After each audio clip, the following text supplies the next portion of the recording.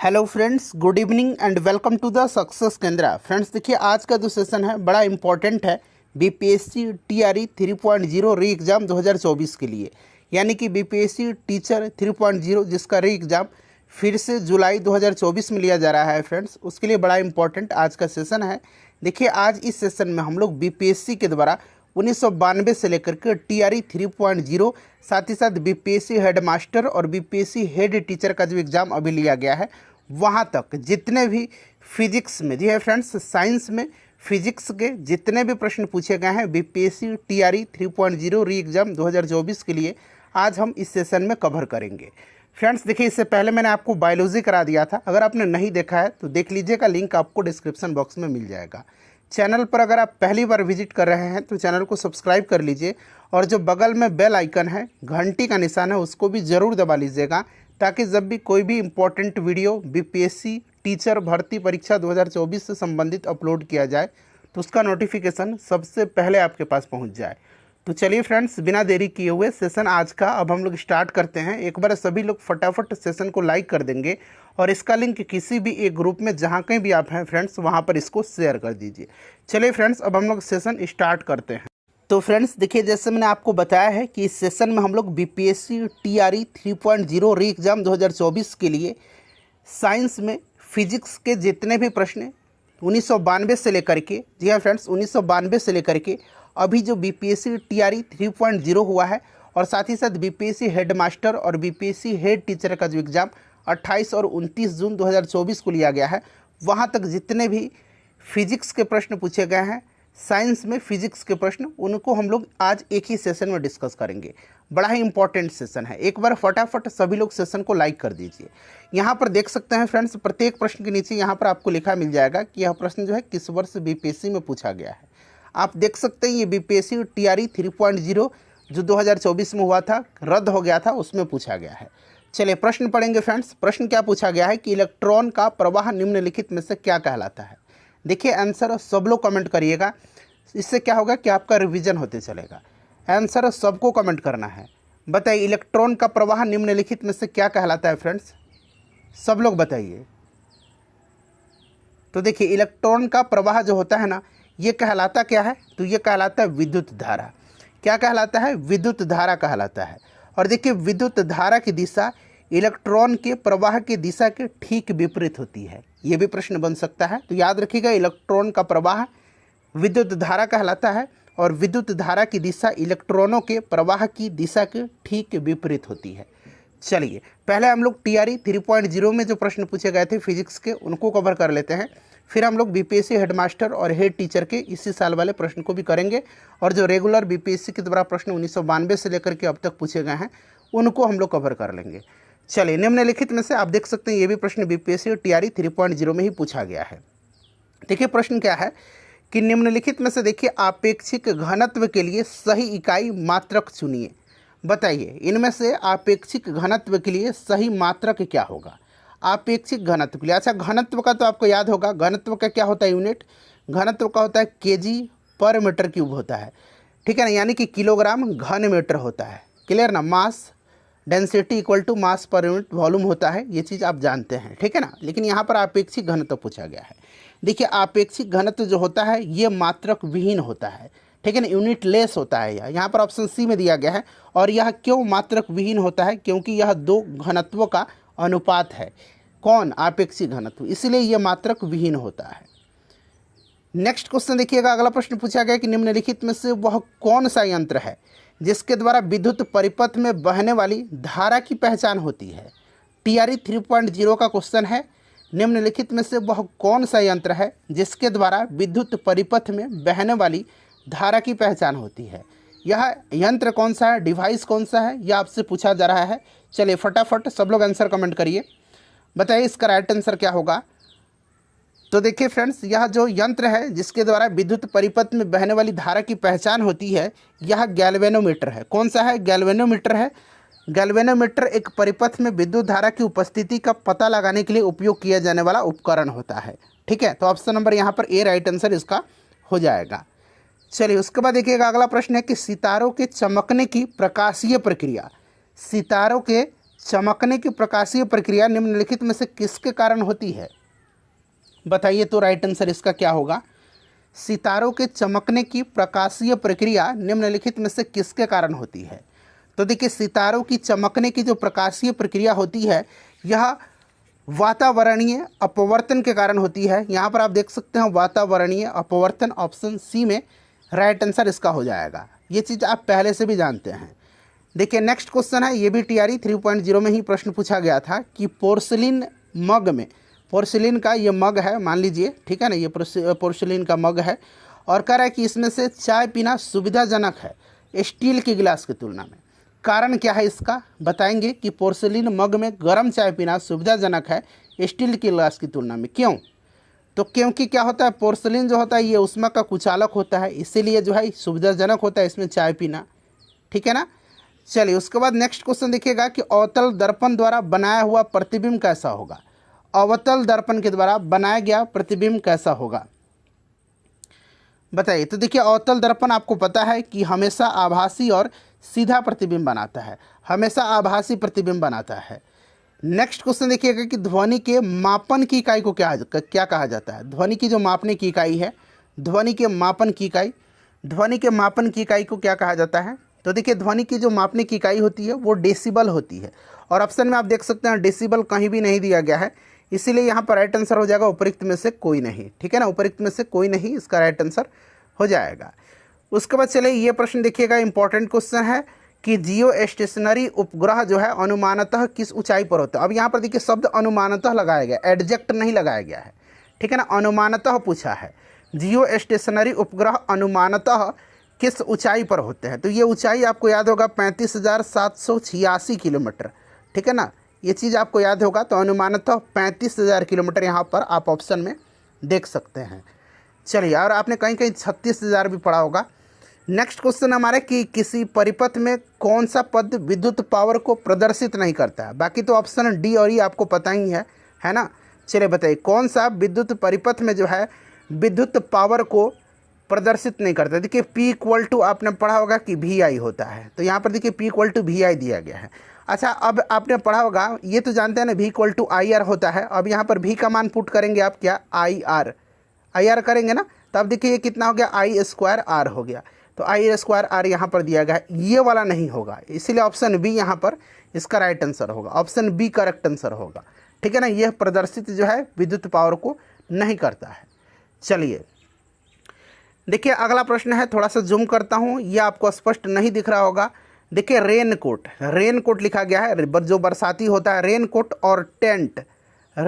और टेंट जो होते हैं ये वाटरप्रूफ के गुण इनमें किस कारण से होते हैं? रेनकोट और टेंट के वाटरप्रूफ गुण किसके कारण होते हैं? वाटरप्रूफ, ठीक है ना, वाटरप्रूफ गुण किस कारण से होते हैं? देखिए बीपीएससी हेड टीचर के एग्जाम में पूछा गया प्रश्न है, इसी साल हुआ था हेड टीचर के एग्जाम 29 जून को, 2-4 दिन पहले, 2-3 दिन पहले। बताइए तो रेनकोट और टेंट के वाटरप्रूफ गुण जो होते हैं ये होते हैं सतही तनाव के कारण, सरफेस टेंशन के कारण, ठीक है ना। ऑप्शन डी में यहाँ पर देख सकते हैं सतही तनाव दिया गया, सतह तनाव इस तरह से, सरफेस टेंशन याद रखिएगा। चलिए उसके बाद देखिएगा कि किसी खिलौने में प्रयोग किया जाने वाला प्रकाश उत्सर्जक डायोड यानी कि लाइट इमिटिंग डायोड LED क्या उत्सर्जित करता है? किसी खिलौने में प्रयोग किया जाने वाला प्रकाश उत्सर्जक डायोड जो है LED जो है यह उत्सर्जित करता है। क्या उत्सर्जित करेगा? कौन सा प्रकाश या कौन सा किरण उत्सर्जित करेगा?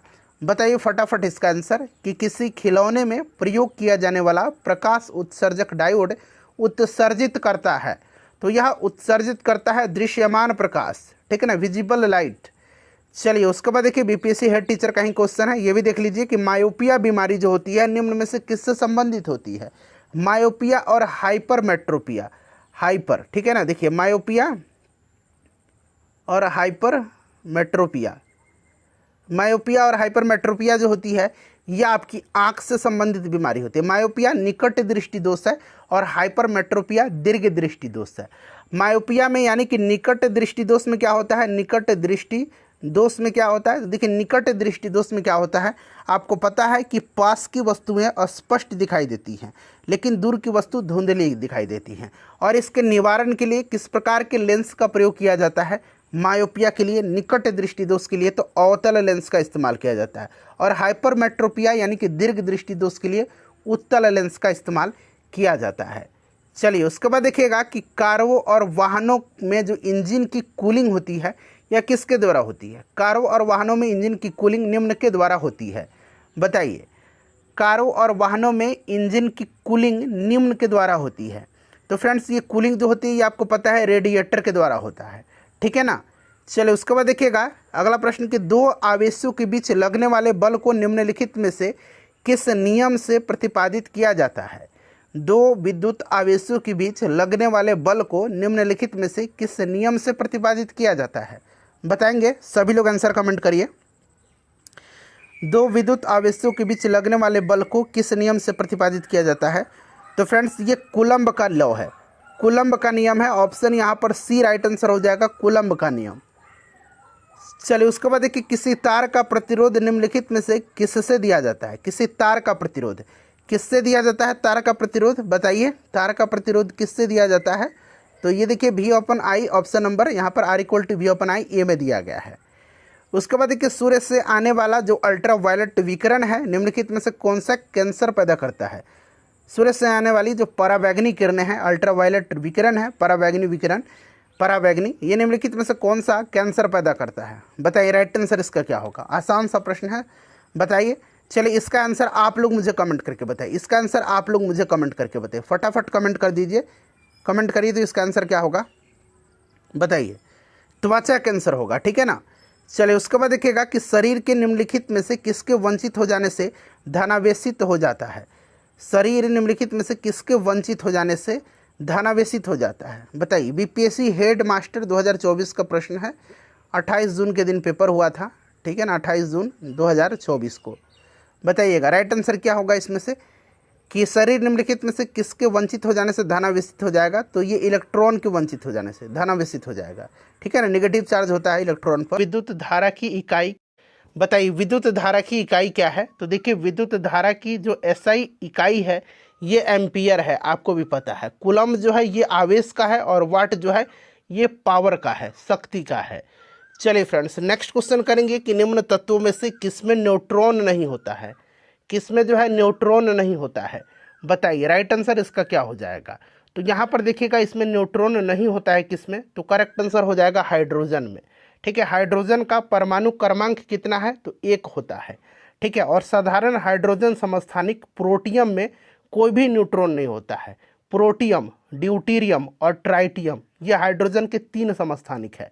जो प्रोटियम है उसमें कोई भी न्यूट्रॉन नहीं होता है, ठीक है ना। इस चीज़ को आप याद रखिएगा। भारी हाइड्रोजन समस्थानिक जिसको कि ड्यूटेरियम बोलते हैं उसमें 1 न्यूट्रॉन होता है, और अत्यंत भारी हाइड्रोजन समस्थानिक ट्राइटियम में 2 न्यूट्रॉन होता है, और अभी मैंने बताया था प्रोटियम में कोई न्यूट्रॉन नहीं होता है। चलिए उसके बाद देखिएगा कि एंगस्ट्रम जो है यह किसकी इकाई है? एंगस्ट्रम जो है यह किसकी इकाई है? तो फ्रेंड्स एंगस्ट्रम ये तरंग दैर्घ्य की इकाई है, ठीक है ना, तरंग दैर्घ्य की इकाई है। 1 एंगस्ट्रम बराबर कितना मीटर होता है? तो 1 एंगस्ट्रम बराबर होता है 10⁻⁻10 मीटर। साथ साथ आप यह भी याद रखिएगा।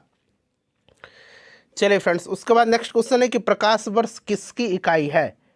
प्रकाश वर्ष जो है यह किसकी इकाई है? देखिए प्रकाश द्वारा एक वर्ष में तय की गई दूरी को प्रकाश वर्ष यानी कि लाइट ईयर कहते हैं। 1 प्रकाश वर्ष बराबर होता है 9.46। यहाँ पर लिखता हूँ 1 प्रकाश वर्ष बराबर 9.46 गुना 10 के पावर यहाँ पर 15 मीटर होता है, ठीक है ना, 15 मीटर होता है। इस चीज़ को आप याद रखिएगा, ठीक है ना फ्रेंड्स। और यह दूरी की इकाई है, ऑप्शन नंबर यहाँ पर सी करेक्ट आंसर हो जाएगा। उसके बाद चलिए नेक्स्ट क्वेश्चन है कि घड़ी में प्रयोग होने वाले क्वार्ट्ज क्रिस्टल होते हैं। घड़ी में प्रयोग होने वाले जो क्वार्ट्ज क्रिस्टल होते हैं ये क्या होते हैं? तो फ्रेंड्स ये होते हैं आपके क्या? सिलिकॉन डाइऑक्साइड होते हैं। ये क्या होते हैं? सिलिकॉन डाइऑक्साइड होते हैं, ठीक है। क्वार्ट्ज क्रिस्टल का प्रयोग रेडियो, टेलीफोन इन सब में किया जाता है, ठीक है। तो यहाँ पर देखिए सिलिकॉन डाइऑक्साइड यहाँ पर करेक्ट आंसर इसका हो जाएगा। उसके बाद देखिएगा कि निम्नलिखित में कौन सी मूल भौतिक राशि है? मूल भौतिक राशि इसमें से कौन सी है? यानी कि फंडामेंटल यूनिट जो है ना ये कितने हैं? तो 7 होते हैं। कौन कौन से? तो लंबाई, द्रव्यमान, समय, ताप, विद्युत धारा, ज्योति तीव्रता और पदार्थ का जो परिणाम होता है, ठीक है ना, मूल भौतिक राशियां हैं। और मूल भौतिक जो मात्रक हैं राशियों के एक दूसरे से पूर्णतः स्वतंत्र हैं और इनमें से किसी एक को किसी अन्य मात्रक में बदला अथवा उनसे संबंधित नहीं किया जा सकता है। तो यहाँ पर देखिएगा मूल भौतिक राशि, इसमें से आपका हो जाएगा विद्युत धारा, ठीक है ना। विद्युत धारा अभी मैंने बताया था कि इसकी एसआई यूनिट क्या है? तो एम्पियर होता है, ठीक है। चलिए फ्रेंड्स, उसके बाद नेक्स्ट क्वेश्चन है कि ओम मीटर जो है यह किसका मात्रक है? ओम मीटर जो है यह किसका मात्रक है? तो फ्रेंड्स, ओम मीटर जो है यह मात्रक है किसका? प्रतिरोधकता का, ठीक है। यह प्रतिरोधकता का, इलेक्ट्रिकल रेजिस्टिविटी का मात्रक है, ठीक है। किसी पदार्थ की वैद्युत प्रतिरोधकता से क्या होता है? उस पदार्थ द्वारा विद्युत के प्रवाह का विरोध करने की क्षमता का पता चलता है, ठीक है। और इसकी एसआई यूनिट ओम मीटर होता है, ठीक है ना, ओम मीटर होता है। इस चीज़ को आप याद रखेंगे तो ये प्रतिरोधकता हो जाएगा। इसी प्रकार से मैंने बायोलॉजी कवर कराया हुआ है, बिहार का इतिहास कवर कराया हुआ है, ज़रूर देखिएगा। देखिए, प्रकाश वर्ष इकाई है, तो अभी हमने कवर किया हुआ है कि यह दूरी का है, ठीक है ना। दूरी यहाँ पर राइट आंसर हो जाएगा। एक प्रकाश वर्ष बराबर 9.46 गुना 10 के पावर 15 मीटर होता है। अभी मैंने आपको बताया भी है। चलिए, हर्ट्ज में क्या मापा जाता है? देखिए, हर्ट्ज में क्या मापा जाता है? तो फ्रेंड्स, ये आवृत्ति मापा जाता है। और आपको पता है कि इसे किस तरह से हम लोग निरूपित करते हैं? HZ से निरूपित करते हैं। और देखिए, एक सामान्य मनुष्य जो होता है ये 20 हर्ट्ज से लेकर के 20,000 हर्ट्ज, 20,000 हर्ट्ज बोलिए, या इसको 20 किलो हर्ट्ज भी आप बोल सकते हैं। तो एक सामान्य मनुष्य जो है 20 हर्ट्ज से लेकर के 20,000 हर्ट्ज तक की आवृत्ति की ध्वनि को सुन सकने में सक्षम होता है। तो ये रेंज भी आप याद रखिएगा, ये प्रश्न पूछा जाता है, ठीक है। चलिए, आवृत्ति को मापा जाता है, आवृत्ति को मापा जाता है किसमें? हर्ट्ज में मापा जाता है, ठीक है ना। तो यहाँ पर देखिए हर्ट्ज करेक्ट आंसर हो जाएगा। नेक्स्ट क्वेश्चन है हमारा, अगला प्रश्न करेंगे कि विद्युत शक्ति की इकाई क्या है? यहाँ पर विद्युत शक्ति पूछा गया है। तो देखिए, विद्युत शक्ति की इकाई क्या है? तो विद्युत शक्ति की जो इकाई होती है फ्रेंड्स, ये आपका वाट होगा। ऑप्शन डी राइट आंसर हो जाएगा। और देखिए, याद होगा आपको, विद्युत शक्ति P = क्या होता है? W/T होता है, ठीक है ना, यानी कि वर्क अपॉन टाइम होता है। तो ये क्या हो जाएगा? वर्क का जूल हो जाएगा और टाइम का क्या हो जाएगा? सेकंड हो जाएगा, जूल पर सेकंड, या फिर इसको हम लोग वाट भी बोलते हैं। चलिए, उसके बाद नेक्स्ट क्वेश्चन है कि दृश्य स्पेक्ट्रम के तरंगदैर्घ्य की सीमा क्या है? दृश्य स्पेक्ट्रम के तरंगदैर्घ्य की सीमा क्या है, बताइए। तो फ्रेंड्स देखिए, जो दृश्य स्पेक्ट्रम है इसकी तरंगदैर्घ्य की सीमा 3900 एंगस्ट्रॉन से लेकर के 7600 एंगस्ट्रॉन है। इसको आप जरूर याद रखिएगा, ठीक है ना। चलिए, उसके बाद अब अगला प्रश्न करेंगे कि सौर विकिरण निम्न में से किस परास में दिखता है? सौर विकिरण जो है निम्न में से किस परास में, किस रेंज में दिखता है, बताइए। तो करेक्ट आंसर इसका क्या होगा फ्रेंड्स? ये होगा आपका 400 से लेकर के 700 nm तक, ठीक है ना, 400 से लेकर के 700 nm तक। तो यहाँ पर देखिए option number B correct answer यहाँ पर हो जाएगा। उसके बाद चलिए अगला प्रश्न है। देखिए, बीपीएससी टीचर में प्रश्न पूछा गया है कि दो कैंडला एक समदिक स्रोत जितना प्रकाश फ्लक्स पैदा करता है वह क्या है, बताइए। दो कैंडला का एक समदिक स्रोत जितना प्रकाश फ्लक्स पैदा करता है वह क्या है? तो फ्रेंड्स, वह जो है आपका 8 पाई ल्यूमेन है, ठीक है ना, 8 पाई ल्यूमेन है। ज्योति फ्लक्स का एसआई मात्रक ल्यूमेन होता है, ठीक है ना। और ज्योति फ्लक्स को एफ से हम लोग डिनोट करते हैं, F = 4 पाई, ठीक है ना। और यहाँ पर आई हो जाएगा तो 4 पाई, और यहाँ पर 2 हो जाएगा। यहाँ पर देखिए 2 दिया गया है कैंडला, तो 4 × पाई × 2, तो 4 दूना 8 पाई ल्यूमेन हो जाएगा, ठीक है ना। चलिए, उसके बाद देखिए आर्द्रता किस उपकरण से नापी जाती है? आर्द्रता किस उपकरण से मापी जाती है? तो फ्रेंड्स, आर्द्रता हाइग्रोमीटर से मापी जाती है, हाइग्रोमीटर से, ठीक है ना। इस चीज़ को आप याद रखिएगा। अच्छा, यहाँ पर हाइड्रोमीटर भी दिया गया है। हाइड्रोमीटर से द्रव या फिर जल जो है इसके तुलनात्मक घनत्व का मापन किया जाता है, ठीक है। लैक्टोमीटर से दूध की शुद्धता मापी जाती है, ये सब आपको याद है, ठीक है। दाब की इकाई क्या है? इसमें से दाब की इकाई क्या है? तो दाब की इकाई जो होती है यह क्या होता है? दाब का मात्रक न्यूटन प्रति वर्ग मीटर होता है, जिसको कि हम लोग पास्कल बोलते हैं, जिसको हम लोग क्या बोलते हैं, पास्कल भी बोलते हैं, ठीक है ना। इस चीज़ को आप ये भी याद रखिएगा, ठीक है। किसी तल के इकाई क्षेत्रफल पर लगने वाले बल को हम लोग दाब बोलते हैं। दाब क्या है, एक अदिश राशि है। चलिए, तो यहाँ पर option number A right answer हो जाएगा। दाब का मात्रक है, दाब का मात्रक तो अभी मैंने आपको बताया था, दाब का न्यूटन प्रति वर्ग मीटर है, ठीक है ना। तीन में से कोई नहीं यहाँ पर राइट आंसर होगा इसका। उसके बाद देखिए, निम्नलिखित में से कौन सी अदिश राशि है। अदिश राशि और सदिश राशि ये सब आपको पता है। सदिश राशि क्या होती है, वे राशियाँ जिनको व्यक्त करने के लिए दिशा एवं परिमाण दोनों की आवश्यकता होती है, ठीक है। जैसे कि बल, वेग, विस्थापन, त्वरण, संवेग, ये सब होता है। और जिन राशियों को व्यक्त करने के लिए केवल परिमाण की आवश्यकता होती है, दिशा की नहीं, उन्हें अदिश राशियाँ कहते हैं। उदाहरण के लिए आयतन, दाब, चाल, दूरी, ये सब होता है। तो देखिए यहाँ दाब दिया गया, दाब अदिश राशि है। और मैंने अभी बताया भी था कि दाब का मात्रक न्यूटन प्रति वर्ग मीटर होता है, जिसको कि हम लोग पास्कल बोलते हैं। और उसी दरमियान मैंने बताया भी था कि दाब एक अदिश राशि है। इसलिए जो भी मैं आपको बताता हूँ उसको ध्यानपूर्वक सुनिए। ऑप्शन बी राइट आंसर होगा। बाकी यहाँ पर देख सकते हैं ये सारे सदिश राशियाँ हैं, ठीक है। चलिए, निम्न में से कौन सी सदिश राशि नहीं है। सदिश राशि नहीं है तो अभी मैंने बताया था आपको, आयतन, दाब, चाल, दूरी, ये सब क्या है, अदिश राशि हैं, ठीक है। तो यहाँ पर देखिए गति दिया गया है, ठीक है, इस चीज़ को आप याद रखिएगा। बाकी ये सब सदिश हैं। नेक्स्ट क्वेश्चन है कि यदि धरती की घूमने की गति यानी कि घूर्णन बढ़ा दी जाए तो भूमध्य रेखा पर पिंड का वजन क्या होगा। यदि धरती की जो घूर्णन है उसको बढ़ा दिया जाए तो भूमध्य रेखा पर पिंड का वजन क्या होगा। पिंड का वजन घट जाएगा। किसी परिभ्रमण करने वाले निकाय पर भूमध्य रेखा पर अपकेंद्रीय बल यानी कि सेंट्रीफ्यूगल फोर्स कार्य करता है, और यह बल गुरुत्वाकर्षण बल के विरुद्ध कार्य करता है, जिससे भूमध्य रेखा पर व्यक्ति के भार में कमी दर्ज की जाती है। तो ये घट जाएगा, ठीक है ना। चलिए, उसके बाद देखिएगा कि निम्नलिखित में से किस राशि का मात्रक नहीं है। किस राशि का मात्रक नहीं है इसमें से, बताइए। तो देखिए ये विकृति हो जाएगा। विकृति एक विमाहीन राशि है, अर्थात इसका कोई भी मात्रक नहीं है, ठीक है। चलिए, उसके बाद देखिए, निम्न में से किस तरीके से 1 वोल्ट व्यक्त किया जा सकता है। 1 वोल्ट व्यक्त किया जा सकता है। तो 1 वोल्ट आपको याद है ना, 1 वोल्ट बराबर क्या होता है, बताइए। 1 जूल, 1 वोल्ट बराबर क्या होगा, 1 जूल बटा कूलम्ब होता है, ठीक है ना। तो यहाँ पर देखिए जूल प्रति कूलम्ब, 1 जूल प्रति कूलम्ब कहाँ पर दिया गया, ऑप्शन ए में दिया गया है, ठीक है। 1 वोल्ट को 1 कूलम्ब के विद्युत आवेश के प्रति जूल की ऊर्जा खपत करने के रूप में परिभाषित किया जाता है। ये चीज़ आप जानते भी हैं। चलिए, निम्नलिखित में से कौन सा न्यूटन की गति के तीसरे नियम का उपयोग करता है। न्यूटन की गति के तीसरे नियम का उपयोग करता है, बताइए। न्यूटन का गति का तीसरा नियम क्या कहता है, प्रत्येक क्रिया के लिए एक समान और विपरीत प्रतिक्रिया होती है।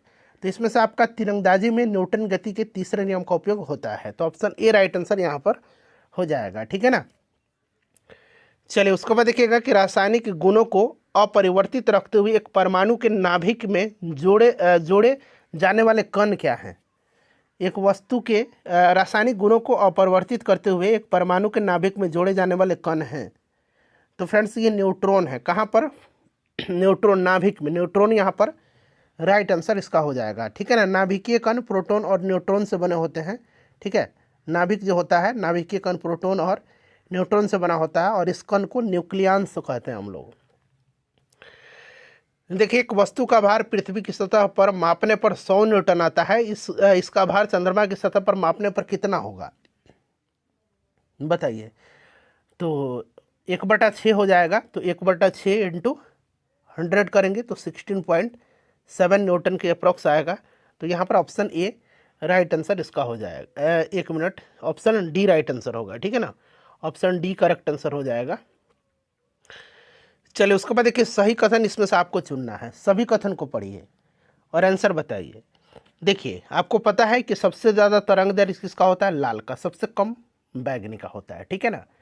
यहाँ पर देखिए, और जिसका तरंग दैर्घ्य सबसे ज़्यादा होता है उसका विचलन सबसे कम होगा, और जिसका तरंग दैर्घ्य सबसे कम होता है उसका विचलन सबसे ज़्यादा होता है।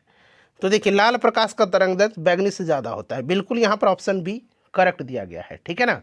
चलिए, देखिए, जब दिन में पानी पर साबुन की फिल्म दिखाई देती है तो यह सुंदर रंग दिखाती है। इस घटना का कारण क्या है। तो देखिए इस घटना का कारण जो है ये प्रकाश का व्यतिकरण है, ठीक है ना, इंटरफेरेंस ऑफ लाइट है, ठीक है। ऑप्शन यहाँ पर डी राइट आंसर इसका हो जाएगा। उसके बाद देखिए एक परमाणु के केंद्र का धनावेशित हिस्सा क्या कहलाता है? केंद्र का जो धनावेशित हिस्सा है उसको हम लोग न्यूक्लियस बोलते हैं। क्या बोलते हैं? नाभिक बोलते हैं, न्यूक्लियस बोलते हैं। तो यहाँ पर देखिए न्यूक्लियस दिया गया है, ठीक है, धनावेशित हिस्सा। देखिए एक ठोस के सीधे गैस में परिवर्तन को कहते हैं, ठोस से सीधे गैस में परिवर्तन को हम लोग बोलते हैं सब्लिमेशन, यानी कि ऊर्ध्वपातन बोलते हैं।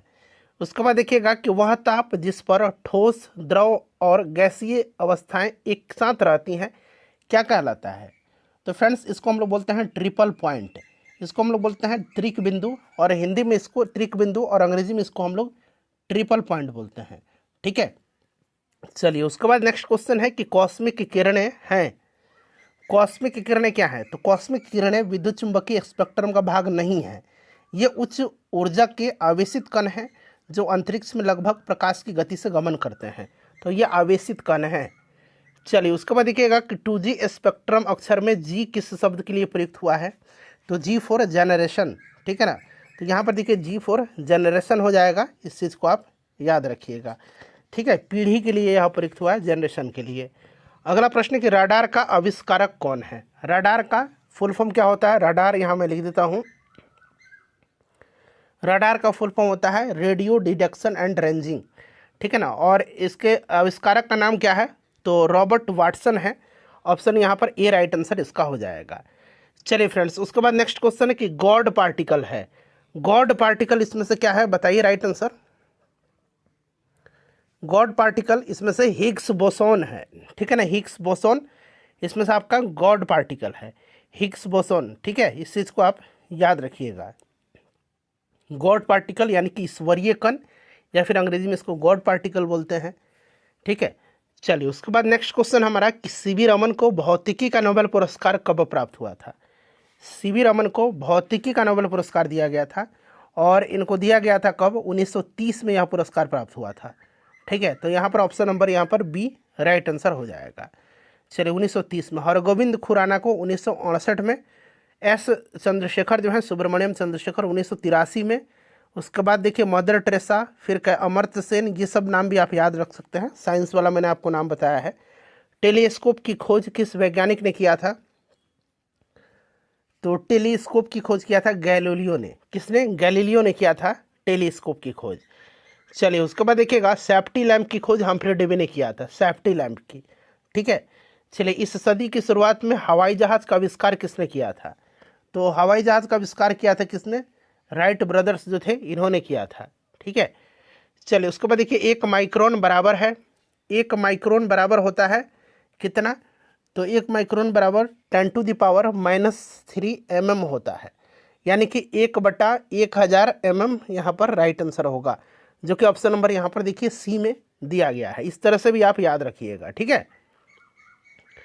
देखिए 40 डिग्री सेल्सियस का मान फ़ारेनहाइट स्केल में पूछा जा रहा है, तो आपको फार्मूला याद रखना है फ़ारेनहाइट और सेल्सियस वाला। तो ये 9/5 हो जाएगा इंटू C + 32 होगा। अब देखिए फ़ारेनहाइट में आपको बदलना है, चूँकि सेल्सियस दिया गया है, तो 9/5 सेल्सियस कितना है? 40 + 32। अब देखिए ये 5/40, 9/72 + 32 कितना हो जाएगा? 2 दूना 4, 7 3 10, 104 डिग्री फ़ारेनहाइट। ऑप्शन यहाँ पर ए राइट आंसर होगा, ठीक है। फॉर्मूला सिर्फ याद रखिएगा। चलिए उसके बाद देखिएगा कि क्रोमेटोग्राफी की तकनीक का प्रयोग होता है।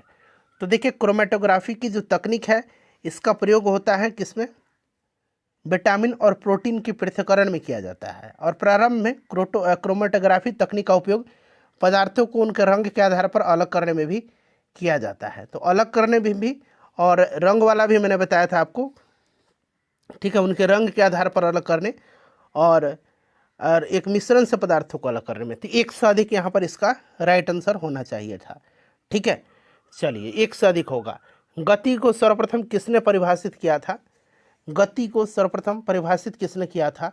तो फ्रेंड्स ये गैलीलियो ने किया था। गैलीलियो ने ही सर्वप्रथम एक समान रेखीय गति को परिभाषित किया था, और उनके अनुसार प्रति इकाई समय में तय की गई दूरी को हम लोग स्पीड कहते हैं, गति कहते हैं। उसके बाद न्यूटन ने पिंडों और वस्तुओं की गति का वर्णन करने के लिए गति का जो नियम है वो प्रतिपादित किया था।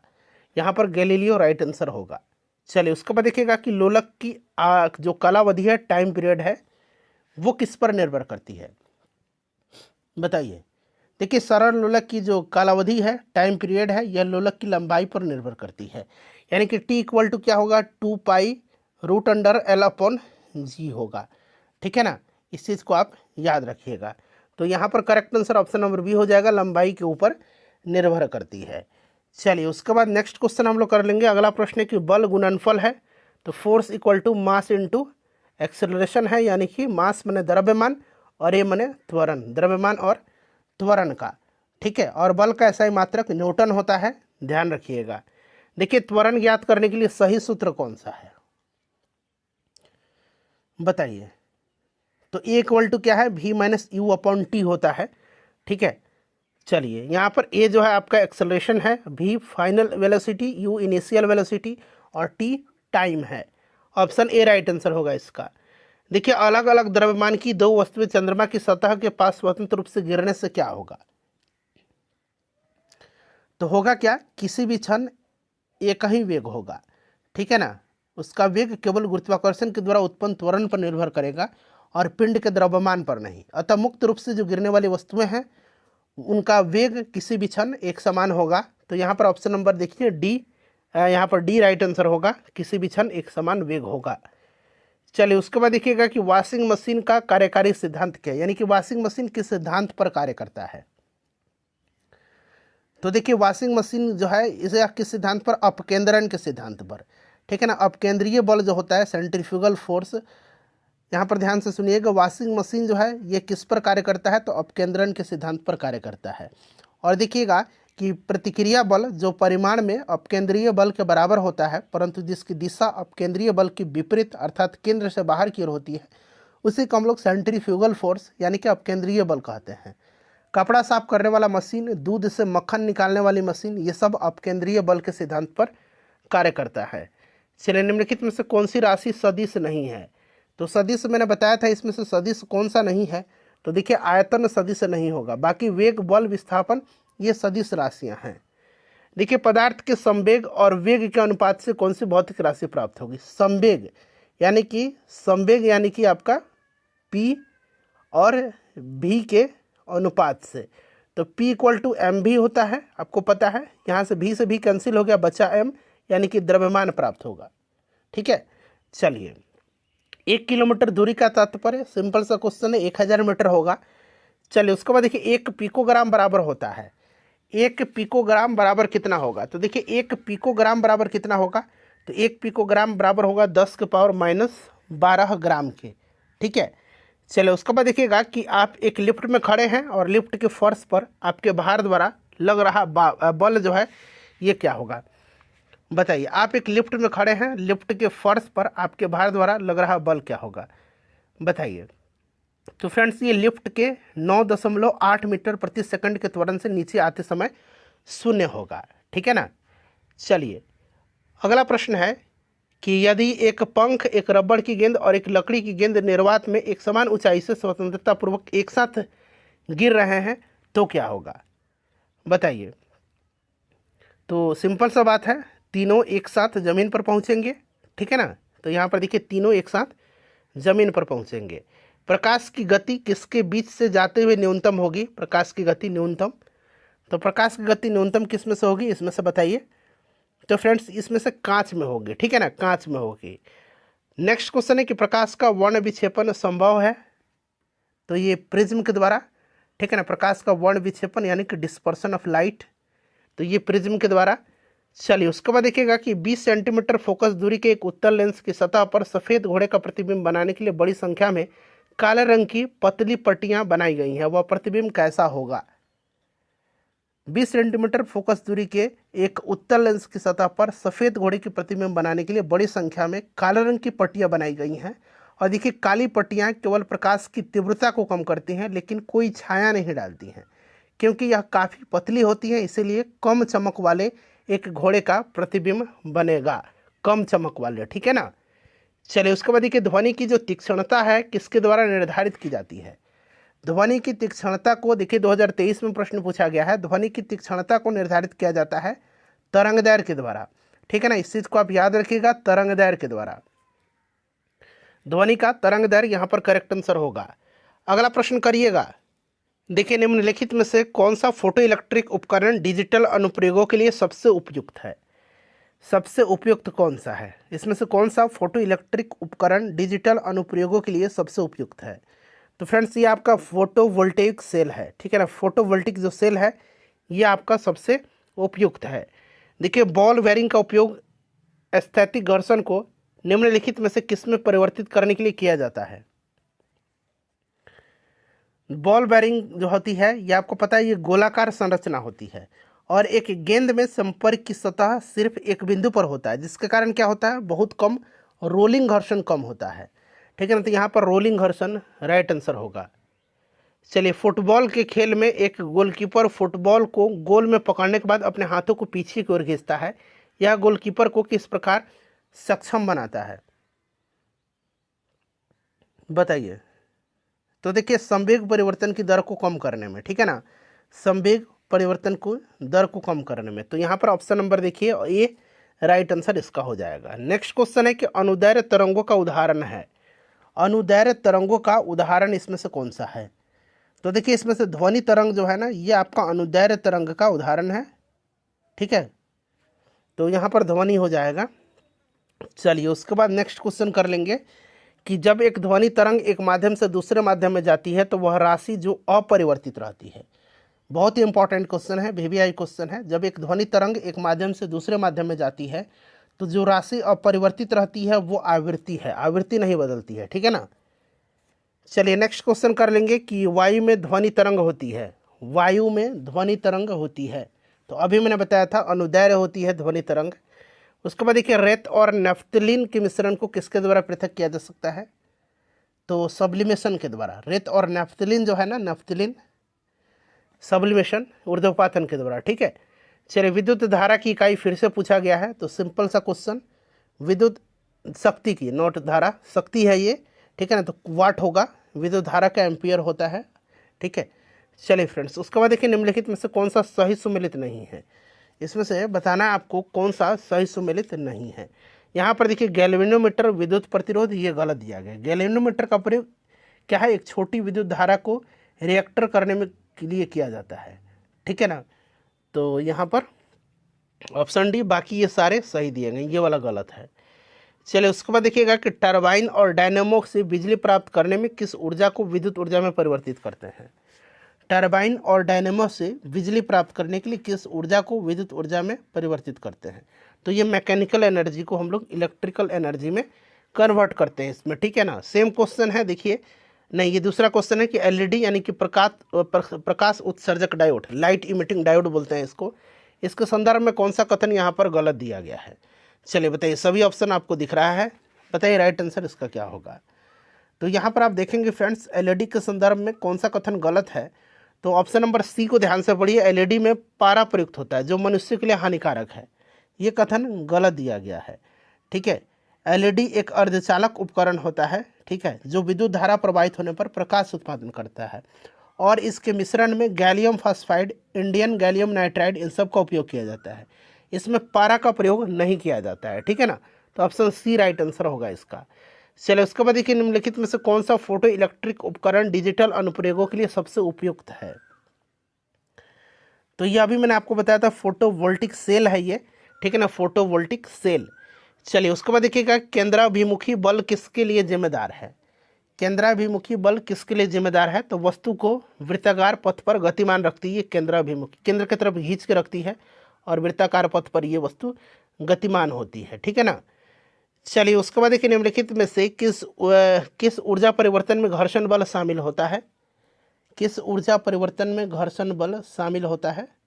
तो गतिज ऊर्जा से ऊष्मा ऊर्जा में, ठीक है ना, गतिज ऊर्जा से ऊष्मा ऊर्जा में, ठीक है। चलिए नेक्स्ट क्वेश्चन है कि एक बस सीधे रास्ते पर चल रही है, अचानक बस जो है ये दाईं ओर मुड़ी, ठीक है ना, बस दाईं ओर मुड़ी, अचानक एक तेज मोड़ लेती है, तो बैठे यात्री किस तरफ जाएंगे? तो दाईं ओर मुड़ी है तो यात्री बाईं की तरफ मुड़ जाएंगे, सिंपल सा क्वेश्चन है, बाईं ओर झुकेंगे। चलिए उसके बाद देखिएगा कि एक संगीत कार्यक्रम में ऑर्केस्ट्रा, देखिए एक संगीत कार्यक्रम में ऑर्केस्ट्रा बजाने से पहले एक सितार वादक तनाव को समायोजित करने की कोशिश करता है और स्ट्रिंग को उपयुक्त रूप से बांधता है। ऐसा करके वह क्या ठीक करने की कोशिश करता है? तो वो क्या कर रहा है, अन्य वाद्य यंत्रों की आवृत्ति के साथ जो सितार स्ट्रिंग है उसकी आवृत्ति को। ऑप्शन ए राइट आंसर इसका होगा। देखिए 100 वाट का बिजली का बल्ब है, यदि 10 घंटे यह बिजली जलता है तो बिजली की खर्च क्या होगी? बताइए, सिंपल सा क्वेश्चन है। 100 इंटू 10 कर दीजिए और बटा 1000 कर दीजिए, तो ये ऊपर से 3 जीरो से घट जाएगा, 1 यूनिट हो जाएगा, यानी कि 1 इकाई यहाँ पर राइट आंसर हो जाएगा। देखिए, दो समानांतर प्रतिरोध वाले सर्किट का कुल प्रतिरोध दिया हुआ है 1.403 किलो ओम, और यदि एक प्रतिरोध का मान 2 किलो ओम है तो दूसरे प्रतिरोध का मान क्या होगा? ठीक है, बताइए कब समानांतर में। सिंपल सा क्वेश्चन है, फॉर्मूला पे आप पुट करिएगा, ये आप निकाल लेंगे 4.70 किलो ओम, जो कि ऑप्शन नंबर डी में आपको निकल के आ जाएगा। ठीक है, चलिए नेक्स्ट क्वेश्चन करेंगे। यहाँ पर देखिए एक प्रतिरोध का मान दे रखा है और कुल प्रतिरोध है। कुल प्रतिरोध आपको पता है आर इक्वल टू क्या होता है, R1 into R2 upon R1 plus R2। कुल प्रतिरोध है और एक प्रतिरोध का मान दे रखा है, पुट करिएगा, दूसरा निकाल लीजिए। देखिए एक उत्तल लेंस की फोकस दूरी FL 10 सेंटीमीटर है, पानी में इसे डुबाने पर क्या कार्य करेगा? देखिए बीपीएससी टीचर का यह प्रश्न है, तो राइट आंसर इसका क्या हो जाएगा, FL 10 centimetre greater than 10 centimetre होगा और एक उत्तल लेंस की तरह यह बिहेव करेगा। ठीक है, चलिए डुबाया जाएगा तो इसकी फोकस दूरी 10 सेंटीमीटर बढ़ जाएगी और उत्तल लेंस की भांति बिहेव करेगा। चलिए उसके बाद देखिएगा कि हालांकि दृश्य प्रकाश में जल पारदर्शक होता है, दूरस्थ वस्तुओं को जल की महीन बूंदों से निर्मित कोहरे में नहीं देखा जा सकता है। इसलिए ऐसा होता है क्योंकि अधिकतर प्रकाश बिखर करके आभासी अस्पष्टता निर्मित करता है। तो ऑप्शन नंबर यहाँ पर बी राइट आंसर इसका होगा। देखिए एक वर्णी प्रकाश एक माध्यम से दूसरे माध्यम में प्रवेश करता है, निम्नलिखित में से कौन सा गुण नहीं बदलता है? देखिए प्रश्न आ गया ना, कौन सा गुण नहीं बदलता है, तो अभी मैंने आपको बताया था आवृत्ति चेंज नहीं होता है। चलिए उसके बाद देखिएगा कि एक सामान्य शुष्क सेल में विद्युत अपघट्य होता है। एक सामान्य शुष्क सेल में विद्युत अपघट्य जो होता है ये अमोनियम क्लोराइड होता है। ठीक है ना, अमोनियम क्लोराइड होता है, अमोनियम क्लोराइड होगा। डायनेमो तो आपको पता है, अभी मैंने बताया था, डायनेमो जो है यह यांत्रिक ऊर्जा को विद्युत ऊर्जा में कन्वर्ट करता है, यांत्रिक ऊर्जा को विद्युत ऊर्जा में। नेक्स्ट क्वेश्चन है कि विद्युत मोटर क्या करता है? तो विद्युत मोटर डायनेमो के अपोजिट करता है, विद्युत ऊर्जा को यांत्रिक ऊर्जा में चेंज करता है। ठीक है ना, तो विद्युत ऊर्जा को यांत्रिक ऊर्जा में। 100 डेसिबल का प्रबलता स्तर संगत होगा, 100 डेसिबल का प्रबलता स्तर संगत होगा, बताइए। तो फ्रेंड्स एक मशीन शॉप से आने वाले शोरगुल के, ठीक है ना, ऑप्शन नंबर यहाँ पर डी राइट आंसर होगा। देखिए एक क्षैतिज वृत्त में स्थिर चाल से घूम रहे पिंड के लिए निम्नलिखित में से कौन सा स्थिर रहेगा? तो देखिए यहाँ पर जो करेक्ट आंसर होगा फ्रेंड्स वो क्या हो जाएगा, ये हो जाएगा गतिज ऊर्जा। ठीक है ना, एक क्षैतिज वृत्त में स्थिर चाल से घूम रहे पिंड के लिए निम्नलिखित में से कौन सा स्थिर रहेगा? गतिज ऊर्जा। देखिए कुकिंग ताप पर स्थिर रहने वाले क्लोरीन युक्त कृत्रिम स्वीटनर जिसका रूप तथा स्वाद शक्कर की तरह होता है, निम्नलिखित में से ये कौन सा है? अच्छा क्वेश्चन है, ये क्या है फ्रेंड्स? तो ये आपका है सुक्रालोज। ठीक है ना, ये सुक्रालोज है, यह सुक्रालोज है। ठीक है, चलिए उसके बाद देखिएगा कि दृष्टि की खराबी, निकट दृष्टि को किस नाम से जाना जाता है? निकट दृष्टि को हम लोग जानते हैं किस नाम से? मायोपिया है।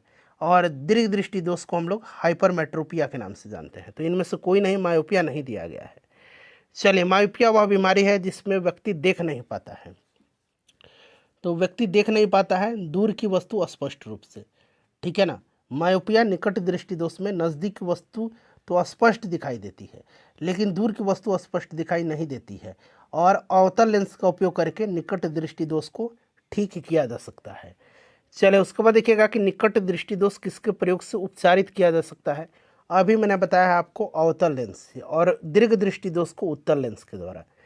चलिए उसके बाद देखिए अवतल दर्पण द्वारा बनाया गया प्रतिबिंब वास्तविक उल्टा और वस्तु के आकार के बराबर होता है, वस्तु की स्थिति कैसी होनी चाहिए?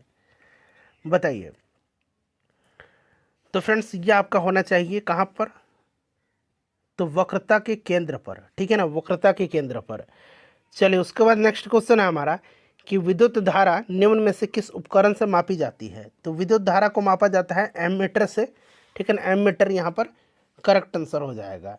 चलिए उसके बाद नेक्स्ट क्वेश्चन हमारा कि विद्युत धारा किस उपकरण से मापी जाती है। देखिए प्रश्न रिपीट भी हुआ है, तो एमीटर यहाँ पर राइट आंसर होगा।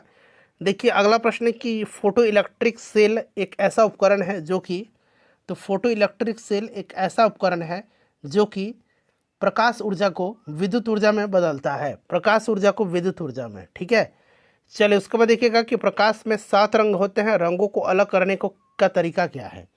तो सिंपल सा क्वेश्चन है, इसको एक क्या करेंगे, प्रिज्म से जब गुजारेंगे तो ये 7 रंग में कन्वर्ट हो जाएगा, मतलब बदल जाएगा। एक प्रिज्म से रंगों को अलग किया जा सकता है। प्रकाश वर्ष का संबंध किससे है, स्टार्टिंग में ही बताया था, दूरी से है, ठीक है। देखिए प्रश्न कितना रिपीट होता है फिजिक्स में।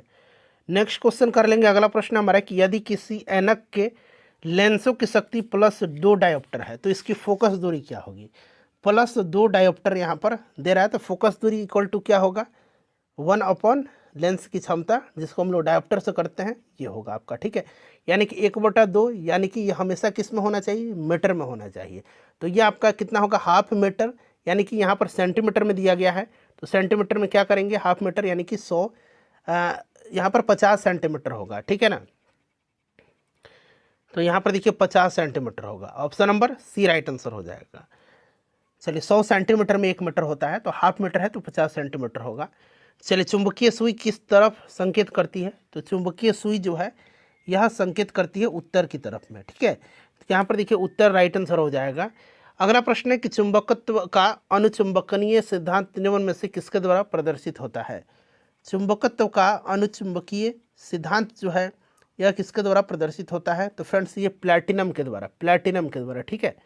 चलिए पीतल एक मिश्र धातु है, पीतल एक मिश्र धातु है, तो पीतल जिंक और तांबा का, ठीक है ना, जस्ता और तांबा का मिश्र धातु है, याद रखिएगा, क्लियर।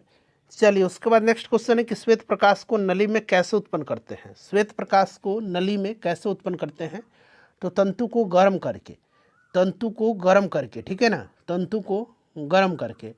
चलिए तो यहाँ पर देखिए option number B right answer होगा इसका। देखिए आइंस्टीन को नोबेल पुरस्कार जो है किस कार्य पर मिला था उनको, तो इनको 1921 में भौतिकी के क्षेत्र में नोबेल पुरस्कार प्रदान किया गया था, और प्रकाश विद्युत प्रभाव की व्याख्या और इसके नियम का आविष्कार के लिए।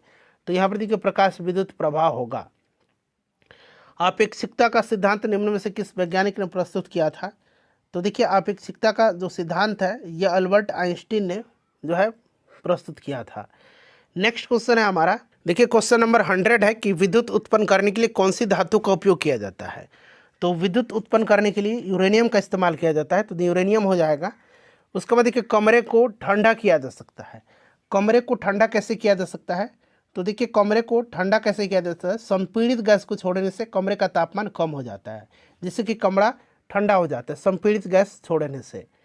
चलिए आमतौर पर सुरक्षा फ्यूज लगाने के लिए प्रयोग होने वाला तार किस पदार्थ का बना होता है। आमतौर पर सुरक्षा फ्यूज लगाने के लिए प्रयोग होने वाला तार जो होता है यह बना होता है टीन और शीशे की एक मिश्र धातु का, ठीक है ना, टीन और शीशे का एक मिश्र धातु से। इस चीज़ को आप याद रखिएगा। निम्न में से कौन सा ऊष्मा का सबसे अधिक कुचालक है, सबसे अधिक कुचालक पूछा गया है, तो इसमें से सबसे अधिक जो होगा ये पारा होगा, ठीक है। देखिए ऑडियोमीटर क्या नापता है, ऑडियोमीटर जो है ये क्या नापता है, तो ऑडियोमीटर के द्वारा हम लोग नापते हैं ध्वनि की तीव्रता, ठीक है ना, तीव्रता यहाँ पर राइट आंसर हो जाएगा। इस चीज़ को आप याद रखिएगा, ठीक है।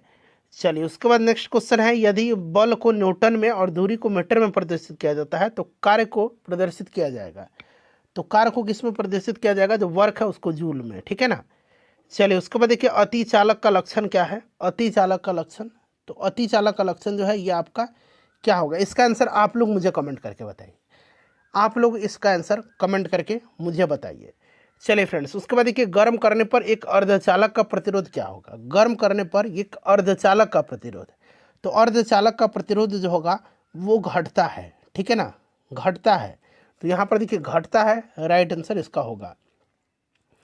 सौर भट्ठी में प्रयुक्त होता है, सौर भट्ठी में प्रयुक्त होगा आपका अवतल दर्पण, ठीक है ना, अवतल दर्पण, ठीक है, अवतल दर्पण याद रखिएगा, इंपॉर्टेंट क्वेश्चन है ये। नेक्स्ट क्वेश्चन हमारे कि सौरमंडल का सबसे चमकदार ग्रह कौन सा है, तो सबसे चमकदार ग्रह जो है ये सूर्य है। सूर्य सबसे गर्म ग्रह भी है, इसे सुबह का तारा या सांझ का तारा भी बोला जाता है। चलिए अति सूक्ष्म वस्तुओं को देखने के लिए प्रयोग किया जाने वाला प्रकाशिक उपकरण क्या है? अति सूक्ष्म वस्तुओं को देखने के लिए प्रयोग किया जाने वाला प्रकाशिक उपकरण जो है ये आपका माइक्रोस्कोप है, ठीक है ना, माइक्रोस्कोप राइट आंसर होगा इसका। चलिए, भारत द्वारा हाल ही में प्रक्षेपित अंतरिक्ष यान चंद्रयान 2 के एक भाग लैंडर का नाम क्या है? तो लैंडर का नाम जो है चंद्रयान का ये आपका विक्रम है, और जो आपका विक्रम नाम है इसका, और प्रज्ञान जो है ये रोवर का नाम है, तो यहाँ पर विक्रम होगा, ठीक है। चलिए, उसके बाद नेक्स्ट क्वेश्चन है हमारा कि अल्ट्रासोनिक तरंगे, अल्ट्रासोनिक तरंग, तो ये अल्ट्रासोनिक 20 किलोहर्ट्ज से ज़्यादा आवृत्ति की ध्वनि तरंग है, 20 किलोहर्ट्ज से, या फिर 20,000 हर्ट्ज कह दीजिए, एक ही चीज़ है ना, मैंने आपको बताया था। चलिए, उसके बाद नेक्स्ट क्वेश्चन कर लेंगे। अगला प्रश्न है कि एक संवाहक के तापक्रम परिवर्तन के कारण इसमें विभव परिवर्तन होता है, इस घटना को क्या कहते हैं? तो इस घटना को हम लोग बोलेंगे थॉमसन इफेक्ट। क्या बोलते हैं? थॉमसन प्रभाव बोलेंगे, थॉमसन इफेक्ट बोलेंगे। चलिए, उसके बाद नेक्स्ट क्वेश्चन है कि स्वचालित कारों में सामान्यतः कौन सा सेल लगता है? दो ऑटोमेटिक कार होते हैं उसमें सामान्यतः जो है पेट्रोल का प्रयोग किया जाता है, और यहाँ पर देखिएगा कौन सा तेल लगता है, सेल नहीं तेल लगता है, तो यहाँ पर पेट्रोल होगा। देखिए, स्टीम इंजन कैसे चलता है? स्टीम इंजन चलता है आपके किससे? उष्मा से, ठीक है ना, उष्मा। अगला प्रश्न हमारा कि वातानुकूलन यंत्र से किस कारण ठंड होती है? तो फ्रेंड्स, ये गैस को दबाने एवं मुक्त करने से, ठीक है ना, गैस को दबाने और मुक्त करने से वायु शीतक यंत्र संपीड़ित प्रकार का एक यांत्रिक प्रशीतन एकक होता है, ठीक है ना। तो अभी मैंने आपको बताया था किस तरह का होता है, तो संपीड़ित प्रकार का, कंप्रेसर टाइप का। तो राइट आंसर यहाँ पर होगा गैस को दबाने और मुक्त करने से, ठीक है। चलिए, उसके बाद देखिएगा कि विंडो या घरेलू क्लीनर या परफ्यूम स्प्रेयर जो होता है इसके रूप में इस्तेमाल की जाने वाली स्प्रे बोतलें निम्नलिखित में से किस पर काम आती हैं? तो फ्रेंड्स, ये आती हैं आपके बर्नौली का जो सिद्धांत है उसी पर काम आती है, बर्नौली के सिद्धांत पर, ठीक है। चलिए, बर्नौली का सिद्धांत। नेक्स्ट क्वेश्चन है कि ट्यूबलाइट में प्रकाश किस पर निर्भर कर रहता है? तो ट्यूब में ठोस धातु प्रदीप्त पर, ठीक है। चलिए, पंखे की रफ्तार किस पर निर्भर करती है? पंखे की रफ्तार जो है ये निर्भर किस पर करती है? तो वोल्टेज पर, ठीक है, वोल्टेज पर, याद रखिएगा। चलिए, उसके बाद देखिएगा कि विद्युत चालक का कोर बनाने के लिए सामान्यतः उपयोग की जाने वाली सामग्री कौन है? विद्युत चालक की कोर बनाने के लिए सामान्यतः उपयोग की जाने वाली जो सामग्री है यह आपका नरम लोहा है, नरम लोहा का इस्तेमाल किया जाता है, ठीक है। चलिए, उसके बाद नेक्स्ट क्वेश्चन हमारे क्या आधुनिक टेलीफोन उपयोग करता है? तो ये रेडियो तरंग का इस्तेमाल करता है, रेडियो तरंग का, ठीक है, रेडियो तरंग का। घड़ी में समय नापा जाता है, घड़ी में समय नापा जाता है। तो फ्रेंड्स, ये क्वार्ट्ज क्रिस्टल के द्वारा, क्वार्ट्ज का प्रयोग किया जाता है, मैंने बताया था ना। शीशे का उपयोग किया जाता है, शीशे का उपयोग, तो शीशे का उपयोग किया जाता है आपके प्रकाश संचरण हेतु, ठीक है ना, प्रकाश संचरण के हेतु शीशे का प्रयोग किया जाता है। उसके बाद चलिए, अगला प्रश्न है हमारा कि विद्युत संचरण यानी कि ट्रांसमिट इलेक्ट्रिसिटी के लिए उच्च वोल्टेज जो होता है वोल्ट ग्रेड का उपयोग किया जाता है, कारण क्या है इसका? तो इसका कारण है उष्मा की हानि कम करने के लिए, ठीक है ना, उष्मा की हानि को कम करने के लिए। उसके बाद देखिए, सैटेलाइट का उपयोग किया जाता है। सैटेलाइट का उपयोग किसके लिए किया जाता है? तो सैटेलाइट का उपयोग जो है कई तरीके से किया जाता है, जैसे आपका संचार, प्रसारण, मौसम विज्ञान, ठीक है ना, इन सब के कार्य में किया जाता है। तो संचार में आपका टेलीविज़न भी आ जाएगा, रेडियो भी आ जाएगा, ठीक है ना। तो यहाँ पर एक से अधिक राइट आंसर होना चाहिए था। एक जिप्टो बराबर होता है, एक जिप्टो बराबर होता है 10⁻21, यहाँ पर ऑप्शन सी राइट आंसर होगा इसका, ठीक है। चलिए, उसके बाद देखिए, पेंडुलम घड़ी की समयावधि दोलन काल होती है? पेंडुलम घड़ी की, तो फ्रेंड्स ये 2 सेकंड होती है, ठीक है ना। पेंडुलम एक निश्चित बिंदु से लटके हुए पिंड को कहते हैं, और गुरुत्वाकर्षण के प्रभाव में यह आगे और पीछे दोलन करता है। 2 यहाँ पर राइट आंसर होगा इसका। चलिए, उसके बाद देखिए, बैरोमीटर की ऊंचाई में अचानक वृद्धि इंगित करती है? अचानक वृद्धि जो है बैरोमीटर की जो आपका ऊंचाई है उसमें क्या इंगित करता है? तो ये अत्यंत शुष्क मौसम का, ठीक है, अत्यंत शुष्क मौसम का संकेत करता है। और अचानक जो गिरावट होती है ये आंधी तूफान का संकेत करता है। जो धीरे धीरे गिरावट होगी तो वर्षा की संभावना को व्यक्त करती है। देखिए, बहुत ठंड के मौसम में पानी का खलेसन दिया गया जलीय जीवन को संरक्षित करने में मदद करता है, बताइए। तो पानी का विस्तार जो होगा ना, ये राइट आंसर होगा। अगला प्रश्न करेंगे। देखिए, प्रश्न है कि निम्नलिखित में से ग्रीन हाउस गैस कौन सी है? इसमें से ग्रीन हाउस गैस कौन सी है? तो देखिए ग्रीन हाउस गैस की बात करते हैं, प्रमुख ग्रीन हाउस गैस, तो ये कार्बन डाइऑक्साइड है, मीथेन है, नाइट्रस ऑक्साइड है, जलवाष्प है, उसके बाद आपका हाइड्रोफ्लोरोकार्बन है और ओजोन है। तो यहाँ पर देखिए आपका CFC भी है, मीथेन भी है, ओजोन भी है, कार्बन डाइऑक्साइड भी दिया गया है। तो 1 से अधिक यहाँ पर राइट आंसर होगा। देखिए नाई की दुकान में 2 समतल दर्पण रखे जाते हैं, तो एक दूसरे के समानांतर रखे जाते हैं, ठीक है ना, एक दूसरे के समानांतर पर रखे जाते हैं। तो यहाँ पर देखिए एक दूसरे के समानांतर राइट आंसर होगा। देखिए बिल्ली के सुनने की आवृत्ति का विस्तार होता है। तो फ्रेंड्स ये 45 हर्ट्ज से लेकर के 64 हर्ट्ज, 45 हर्ट्ज से 64 किलो हर्ट्ज, यहाँ पर राइट आंसर इसका हो जाएगा, ठीक है ना। चलिए अगला प्रश्न करेंगे, चमगादड़ बिल्ली के सुनने की आवृत्ति, ठीक है ना। चलिए उसके बाद नेक्स्ट क्वेश्चन कर लेंगे, चमगादड़ जैसे आपका डॉल्फिन, ये सब जंतु जो पराध्वनि है ये उत्पन्न करते हैं।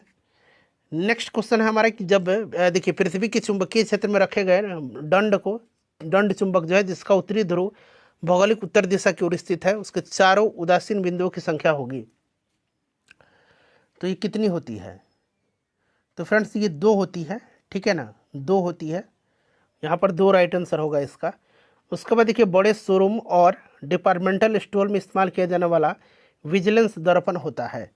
तो ये विजिलेंस दर्पण जो होता है बड़े शोरूम और डिपार्टमेंटल स्टोर में यूज करने वाला, यह आपका होता है उत्तल दर्पण, ठीक है।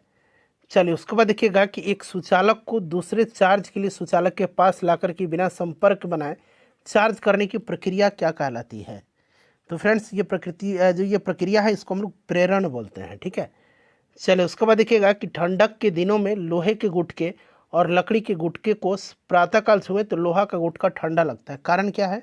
सिंपल सा क्वेश्चन है, लकड़ी की तुलना में लोहा उष्मा का अच्छा चालक होता है। तो ऑप्शन नंबर यहाँ पर बी राइट आंसर होगा। उसके बाद देखिए एक पंखा गर्मी के मौसम में आराम की अनुभूति पैदा करता है, क्योंकि हमारा पसीना तेजी से वाष्पित होता है और हमें ठंडा अनुभव होता है। अगला प्रश्न कि कमरे में रखा रेफ्रिजरेटर का दरवाज़ा खोल दिया जाए तो क्या होगा, कमरा और गर्म हो जाएगा, ठीक है ना। आप क्या होगा, अंततः कमरे को थोड़ा गर्म कर सकते हैं, ऐसा नहीं कि फ्रिज का दरवाज़ा खोल दीजिए तो ठंडा हो जाएगा, नहीं। देखिए यदि रेफ्रिजरेटर के दरवाजे कुछ घंटे के लिए खुले छोड़ दे तो कमरे का तापमान क्या हो जाएगा, बढ़ जाएगा, ठीक है। क्या होगा, अभी मैंने आपको बताया था ना। देखिए प्रश्न 2 बार रिपीट हुआ है, 67वीं BPSC में भी पूछ लिया गया है। चलिए उसके बाद नेक्स्ट क्वेश्चन कर लेंगे। अगला प्रश्न हमारा कि निम्नलिखित में से गलत कथन का चयन करना है। ऑप्शन ई देख लीजिए और बताइए कौन सा इसमें से राइट होगा। तो यहाँ पर देखिएगा कौन सा कथन जो है इसमें से गलत है, गलत कथन का चयन करना है आपका। तो देखिए एक्रेलिक को कृत्रिम रेशम भी कहा जाता है क्योंकि यह कपास से तैयार होता है लेकिन रेशम की तरह चमकता है, यही सही नहीं है। क्योंकि देखिए एक्रेलिक को कृत्रिम ऊन कहा जाता है, कृत्रिम रेशम नहीं ऊन कहा जाता है, और रेयान को सामान्यतः कृत्रिम रेशम कहा जाता है। तो ये वाला गलत है, ठीक है। चलिए उसके बाद देखिएगा कि 2 उत्तरोत्तर श्रृंग अथवा 2 उत्तरोत्तर गर्त की दूरी को क्या कहते हैं। तो सिंपल सा क्वेश्चन, इसको तरंगदैर्घ्य कहते हैं, ठीक है। चलिए उसके बाद देखिएगा कि जब प्रकाश एक माध्यम से दूसरे माध्यम में जाता है तो निम्न में से कौन सी नहीं बदलती है। बार बार ये प्रश्न रिपीट हो रहा है, आवृत्ति। चलिए उसके बाद देखिएगा कि पढ़ने में काम आने वाला जो ग्लास लेंस है किस प्रकार के लेंस से बनते हैं। तो ग्लास लेंस जो होता है ये आपका उत्तल होगा, ठीक है, पढ़ने वाला। दर्पण के सामने खड़े एक व्यक्ति को अपना प्रतिबिंब अपने से बड़ा लगता है, इसका तात्पर्य है कि दर्पण का प्रकार क्या है। तो दर्पण अवतल दर्पण है, ठीक है ना। चलिए उसके बाद नेक्स्ट क्वेश्चन है कि आवर्धक कांच में किस प्रकार के लेंस का प्रयोग किया जाता है। आवर्धक कांच में, तो आवर्धक कांच में उत्तल लेंस का, ठीक है ना, आवर्धक कांच यानी कि जो मैग्नीफाइंग ग्लास है उसमें उत्तल लेंस का प्रयोग किया जाता है। उसके बाद देखिएगा कि ध्वनि का वायु में वेग अनुमानतः होता है। तो अनुमानतः वेग पूछा गया है, तो अनुमानतः आप कह सकते हैं 330 मीटर प्रति सेकंड। चलिए उसके बाद देखिए प्रकाश विकिरणों की प्रकृति होती है, तो तरंग और कण दोनों के समान होती है ना। चलिए उसके बाद देखिए निम्नलिखित में से कौन सी विद्युत चुंबकीय तरंग नहीं है। विद्युत चुंबकीय तरंग नहीं है, तो इसमें से देखिएगा अल्फा किरण जो है यह विद्युत चुंबकीय तरंग नहीं है। अल्फा विद्युत चुंबकीय तरंग नहीं है, ठीक है। विद्युत चुंबकीय तरंग के अंतर्गत रेडियो, सूक्ष्म औरक, परावैंगनी, एक्सरे, गामा ये सब आती है, ठीक है। तो यहाँ पर देखिए अल्फा राइट आंसर इसका हो जाएगा। चलिए फ्रेंड्स अगला प्रश्न करेंगे कि आकाश नीला लगता है क्योंकि। आकाश नीला लगता है क्योंकि लघु दीर्घ तरंग जो होती है, लघु तरंग दीर्घ तरंगों की अपेक्षा वायुमंडल द्वारा अधिक प्रकीर्ण होती है, प्रकीर्णन के कारण होता है, ठीक है ना। चलिए उसके बाद देखिएगा कि रात के समय में खुले आकाश में तारों की टिमटिमाने को किससे समझाया जा सकता है। तो ये प्रकाश का अपवर्तन के कारण होता है, ठीक है। चलिए पानी का घनत्व अधिकतम होगा, पानी का घनत्व अधिकतम होता है 4 डिग्री सेंटीग्रेड पर, और उसका आयतन न्यूनतम भी 4 डिग्री सेंटीग्रेड पर भी होता है। चलिए 50 डिग्री का मान फ़ारेनहाइट में स्केल में बदलना है, तो ये मैंने आपको बता ही दिया था, ठीक है ना। फार्मूला उस पर पुट करिएगा, राइट आंसर आप निकाल लीजिए, ठीक है। चलिए F इक्वल टू क्या होता है, 9/5 इंटू C/32 होगा। तो यहाँ पर C का मान 50 दिया गया है, तो यहाँ देखिए 5 दहिया 50 यानी कि 10×9 = 90 और प्लस 32 यानी कि 122 फ़ारेनहाइट राइट आंसर होगा इसका। देखिए अगला प्रश्न है कि बर्फ़ का एक टुकड़ा पानी से लबालब भरे बीकर में तैर रहा है, जब बर्फ़ पूरी तरह पिघल जाएगा तब क्या होगा। तो कोई भी परिवर्तन नहीं होगा, जो वाटर लेवल है उसमें जल स्तर नहीं बदलेगा, ठीक है। चलिए उसके बाद देखिए वर्षा की बूंद गोलाकार आकृति के कारण क्या है इसका, तो सरफेस टेंशन है, पृष्ठ तनाव है। चलिए उसके बाद देखिए सबसे ज़्यादा सहायता होती है किसकी, तो सबसे ज़्यादा शहद की सहायता होती है। जो द्रव्य जितना गाढ़ा होगा वह उतने ही अधिक सायन वाला होता है, ठीक है ना। तो इस चीज़ को आप याद रखिएगा, शहद होता है सबसे ज़्यादा इसमें, उसके बाद खून का होगा, फिर उसका जल का होगा, फिर वायु की होगी। देखिए महासागर में ऊंची जल तरंगे कैसे आती हैं, महासागर में ऊंची जल तरंगे जो होती हैं ये आती हैं किसके कारण, चंद्रमा से। चलिए जब एक पत्थर को चांद की सतह से पृथ्वी पर लाया जाता है तो पृथ्वी पर लाया जाता है तो इसका भार बदल जाएगा, परंतु इसका द्रव्यमान नहीं बदलेगा, इस चीज़ को आप ध्यान रखिएगा, ठीक है। चलिए उसके बाद नेक्स्ट क्वेश्चन है हमारा कि प्रेशर कुकर में खाना जल्दी पकता है क्योंकि, कारण क्या है, तो उच्च दाब के कारण पानी उच्च तापमान पर उबलने लगता है, ठीक है। तो ऑप्शन नंबर यहाँ पर बी राइट आंसर हो जाएगा। चलिए उसके बाद नेक्स्ट क्वेश्चन कर लेंगे कि सौर ऊर्जा निम्न में से किससे प्राप्त होती है, तो सौर ऊर्जा सूर्य से प्राप्त होगी। चलिए उसके बाद देखिए सूर्य पर ऊर्जा का निर्माण होता है तो किसके द्वारा, नाभिकीय संलयन के द्वारा होता है, ठीक है ना। चलिए उसके बाद अगला प्रश्न हमारा कि प्रथम भारतीय उपग्रह आर्यभट्ट कब छोड़ा गया था, तो इसको 1975 में छोड़ा गया था, 19 अप्रैल 1975 को। वो वर्ष दीर्घतम होता है कहाँ पर, तो सबसे दीर्घतम जो होगा इसमें से आपका हो जाएगा प्लूटो पर, ठीक है ना, प्लूटो पर होगा, यहाँ पर प्लूटो। उसके बाद देखिए विद्युत चुंबकीय तरंगों का वेग होता है 3 × 10⁸ मीटर पर सेकंड, यहाँ पर ऑप्शन ये राइट आंसर होगा इसका। एसी करंट को कैसे उत्पन्न करते हैं, एसी करंट को कैसे उत्पन्न करते हैं, तो एसी करंट अल्टरनेटिव करंट को डायनेमो के द्वारा उत्पन्न किया जा सकता है, ठीक है ना। डायनेमो जो होता है विद्युत चुंबकीय प्रेरण के सिद्धांत पर कार्य करता है, इस चीज़ को आप याद भी रखिएगा, तो ये डायनेमो के द्वारा। धारा घनत्व होता है, जो धारा घनत्व है यह आपका होता है एक सदिश राशि, ठीक है। चलिए उसके बाद देखिए प्रकाश की गति निम्न में से किस माध्यम में न्यूनतम होगी, प्रकाश की गति न्यूनतम होगी किसमें, शीशा में, कांच में, ठीक है, इनमें से।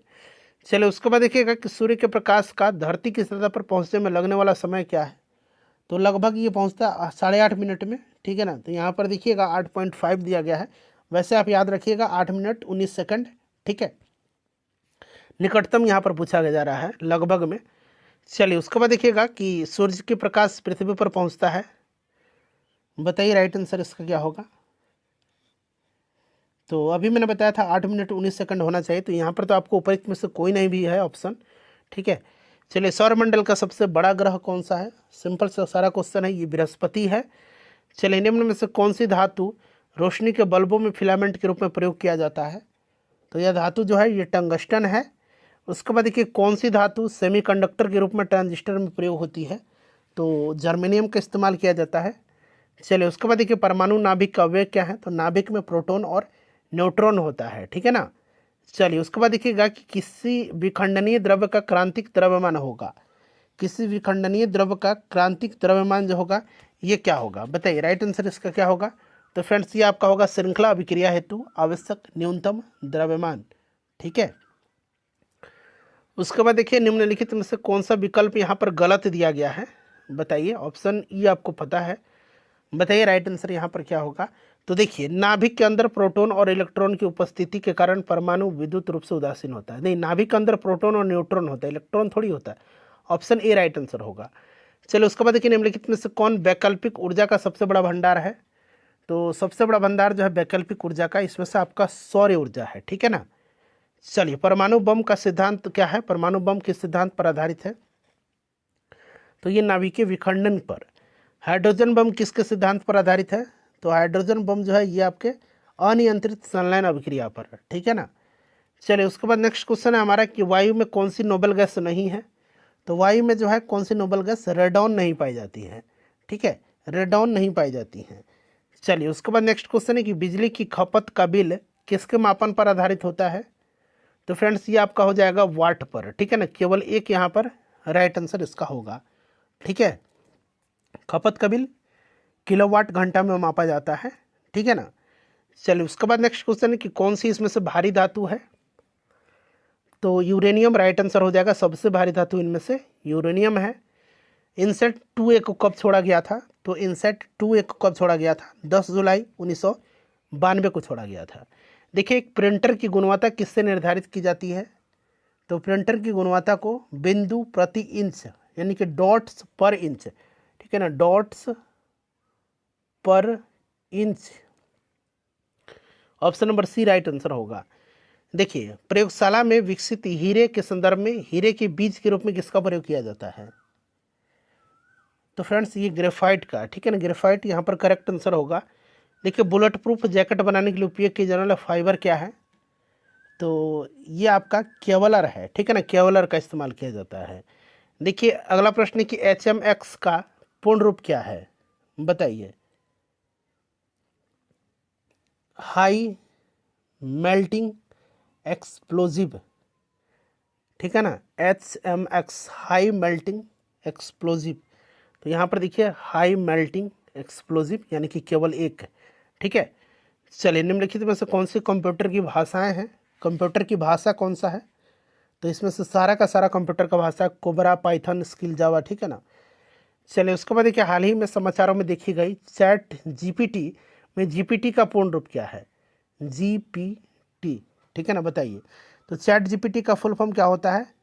देखिए जनरेटिव प्री ट्रेंड ट्रांसफर, ठीक है ना। तो ऑप्शन यहाँ पर ए राइट आंसर हो जाएगा। निम्नलिखित में से कौन सा कंप्यूटर की भाषा नहीं है। इसमें से देखिए फास्ट नहीं है। अगला प्रश्न हमारा कि निम्नलिखित में से कौन सी तकनीक 5G मोबाइल संचार नेटवर्क द्वारा सक्षम की जाएंगी, बताइए राइट आंसर इसका क्या होगा। तो फ्रेंड्स ये आपका हो जाएगा तीनों, internet of things, edge computing और नेटवर्क स्लाइसिंग, ठीक है ना। ऑप्शन नंबर यहाँ पर ए राइट आंसर इसका होगा। चलिए उसके बाद देखिएगा यहाँ पर मिलान करना है और नीचे कूट से राइट आंसर चुनना है। ये आखिरी क्वेश्चन है आज के सेशन का हमारा, अंतरिक्ष मिशन है और खोज है। तो यहाँ पर राइट आंसर मैं आपको बताता हूँ, बी करेक्ट आंसर हो जाएगा, ठीक है ना। यहाँ पर देखिए बी करेक्ट आंसर इसका हो जाएगा, यानी कि बी में क्या दिया गया है, 2 1 4 3, ठीक है ना, 2 1 4 3 यानी कि 2 1 4 और 3, ये वाला मिलान यहाँ पर आपका सही आंसर होगा। सेशन को लाइक कर दीजिए और फ्रेंड्स इसको प्लीज़ शेयर कर दीजिए।